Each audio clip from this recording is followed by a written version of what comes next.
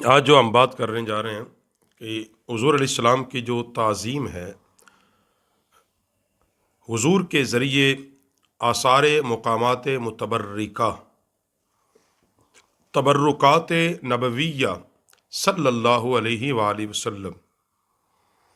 ان کی تعظیم بھی کرنی چاہیے کہ نہیں؟ ہمارے ہاں ایک گروہ ایسا ہے کہ جو اس چیز کو شرک سے تعبیر کرتا ہے، اور پھر ظلم والے ظلم اور ستم یہ ہوا کہ عرب کے اندر تو ان تمام چیزوں کو یہ کہہ کر شہید کر دیا جاتا ہے جن کی نسبت رسول اللہ صلی اللہ علیہ وسلم سے ہے کہ یہاں جی شرک ہوتا ہے، بس سیدھا سیدھا اس کے بارے میں چند واقعات اور صحابہ اکرام علیہم رضوان کا عمل مبارک۔ حضرت قاضی ایاز رحمۃ اللہ تعالی علیہ کتاب الشفا شریف کے اندر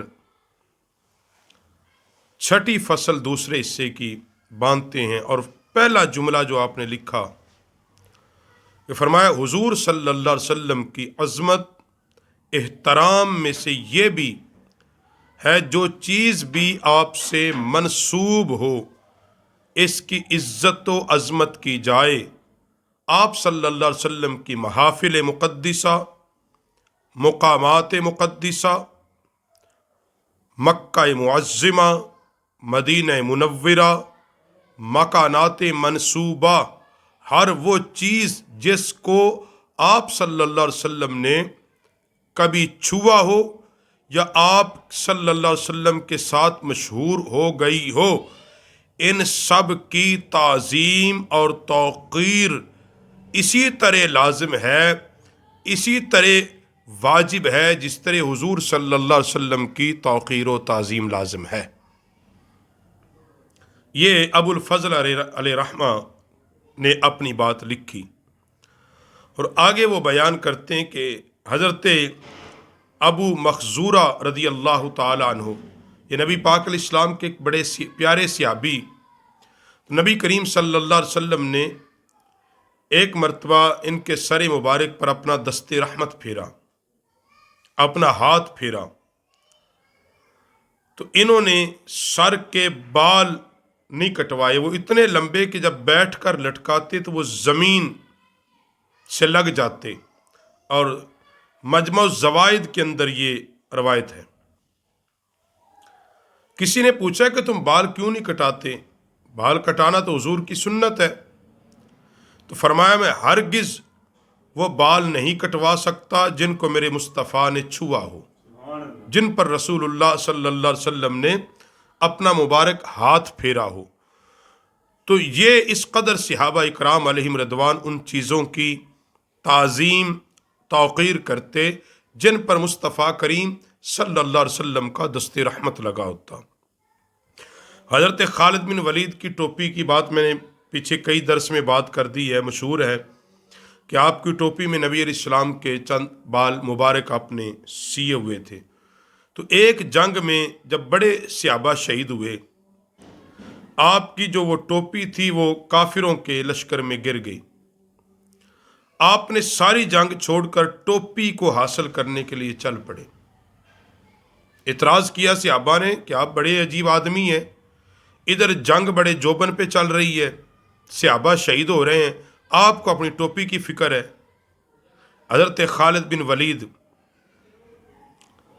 رضی اللہ تعالیٰ عنہ نے جو جملہ کہا وہ یہ تھا، فرمایا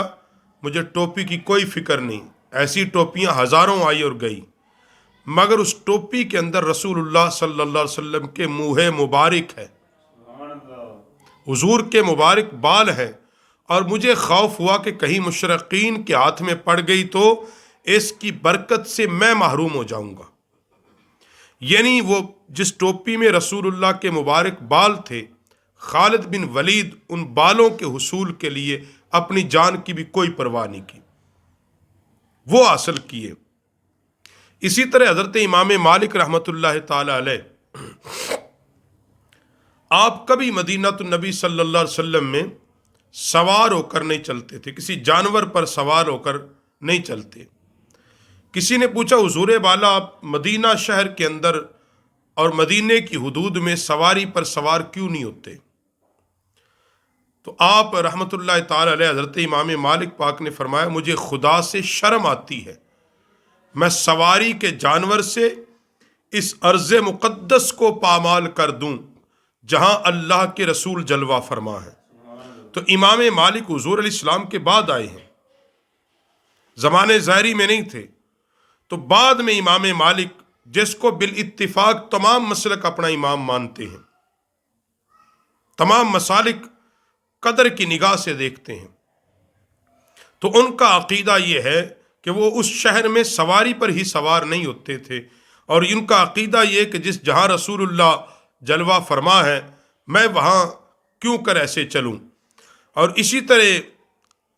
امام مالک رحمۃ اللہ تعالی علیہ نے ایک شخص کو 20 کوڑے مارنے کا اور قید کرنے کا حکم دے دیا، قید کرنے کا حکم دیا۔ وجہ کیا تھی؟ وجہ یہ تھی کہ اس بندے نے کہا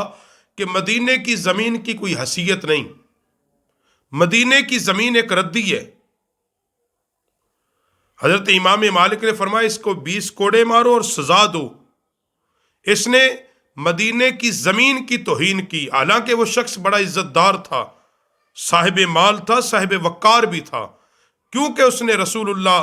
صلی اللہ علیہ وآلہ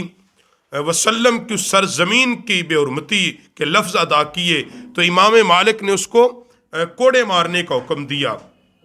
اور آپ رحمت اللہ علیہ نے فرمایا کہ یہ شخص تو اس قابل تھا اس کی گردن کاٹ دی جاتی، اس نے اس سرزمین کی بے حرمتی کی کہ جس کے اندر رسول اللہ صلی اللہ علیہ وسلم دفن ہے، جو طیب ہے، جو پاک ہے، جو پاکیزہ ہے، اس نے اس سرزمین کی بے حرمتی کی ہے۔ تو اس طرح ائمہ اکرام اور اصحاب رسول صلی اللہ علیہ وسلم نبی علیہ الصلوۃ والسلام کی چیزوں کی تعظیم فرمایا کرتے تھے۔ اور ابو الفضل جوہری علیہ رحمہ سے روایت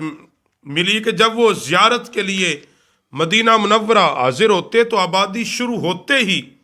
سواری سے اتر پڑتے اور روتے ہوئے پیدل چلتے، اور اس طرح اپنی زبان حال سے کہتے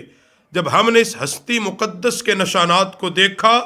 جس نے ہمارے عقل و خرد کو نشانات کی معرفت کے لیے نہ چھوڑا۔ اور اس طرح حضرت ابن عمر پاک جب حضور علیہ السلام کے مبارک ممبر پر آتے تو جس جگہ پہ رسول اللہ تشریف فرما ہوا کرتے تھے اپنا ہاتھ وہاں پہ لگاتے اور پھر اپنے چہرے پر لگاتے۔ لوگ پوچھتے یہ کیوں ایسا کرتے ہو؟ کہا میں برکت کے لیے ایسا کرتا ہوں کہ یہاں محبوب کائنات صلی اللہ علیہ وسلم جلوہ فرما ہوتے تھے، اس لیے یہ کرتا ہوں۔ اور اسی طرح نبی رحمت صلی اللہ علیہ وسلم کا ادب و احترام کے لیے صحابہ اکرام علیہم رضوان جب کسی سفر پر نکلتے ہر اس جگہ وہ ٹھہرتے۔ حضرت ابن عباس ایک لشکر کے ساتھ وہ اپنی سواری سے اترے اور ایک درخت کے نیچے بس 1 منٹ ٹھہرے، پھر واپس آ گئے۔ لوگوں نے پوچھا حضور آپ نے آرام نہیں کیا؟ کہا میں نے تو اس نیت سے اترا ہی نہیں تھا، بس میں نبی علیہ السلام کے ساتھ تھا۔ تو آقا علیہ السلام یہاں ایسے ہی سواری سے اترے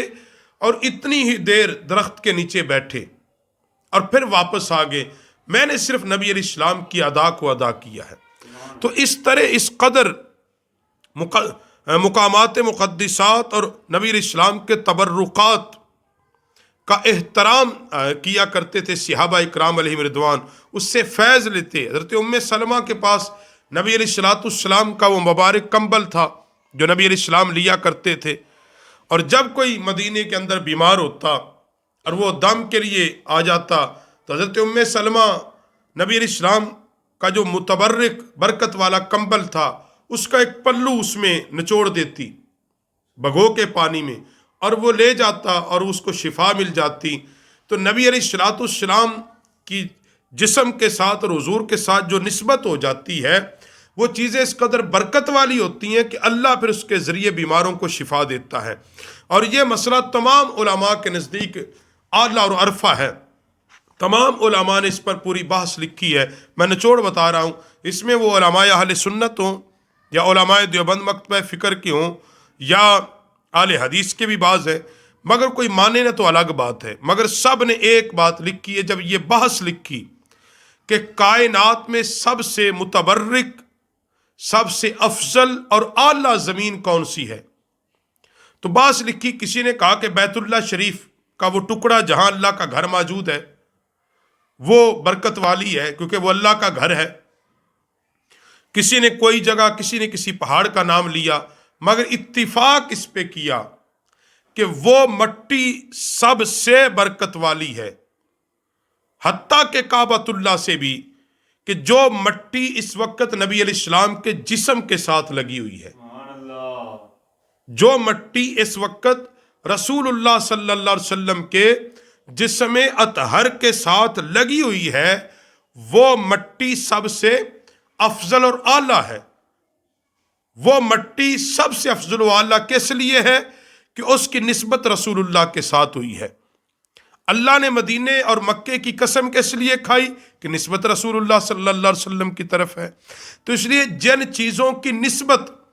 رسول اللہ صلی اللہ علیہ وسلم سے ہو جائے وہ چیزیں برکت والی بن جاتی ہیں. یہ امت کی افضلیت بھی اس لیے ہے کہ یہ امت رسول اللہ صلی اللہ علیہ وسلم ہے.